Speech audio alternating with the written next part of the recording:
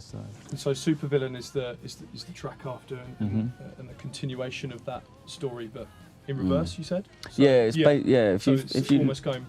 If you look at Angel Wings as the end, and then like Supervillain's like, Supervillain and Latex Dreams, I guess, are like, they're parts of the story where I talk about some of the things that, I was struggling with at the time that kind of led me down that path of depression, and Supervillain is one of them. It's about like a really hectic night I had in a warehouse in Walthamstow where I was exploring the darker side of life, like a lot of people have in their past, but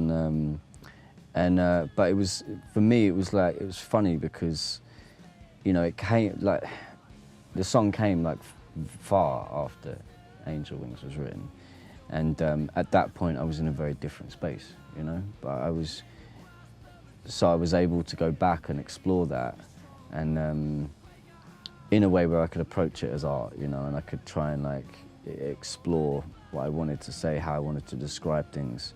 So essentially, like, it's a kind of a modern love song. You could say that, I guess. Yeah. So you're almost describing how you were feeling in that time, and how you kind of thought that, this is how great this was.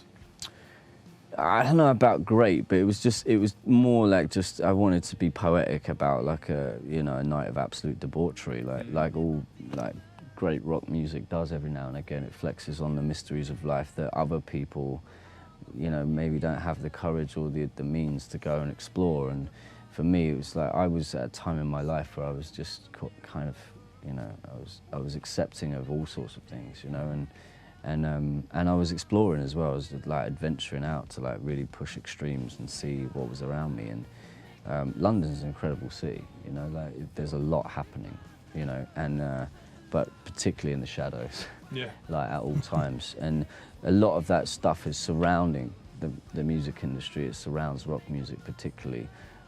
It's never, it's explored in song, it's explored in the press, but it was something that I'd never really done. I'd never really explored it. I was sober for most of my life, and so there was, I'd like kind of rejected a lot of that. And then when I hit this stride in my life where I was like, I don't know, I just, it felt like the right time. So I don't know about great, but I just, I wanted to write an honest song about that moment, because it was impactful, like it's intense when you walk in a place and you watch like it and you see a bunch of people fucking, like it's quite a wild fucking ride. Do you know what I mean? So there you go. I'll take your word for it. Yeah, you can come next time. Yeah,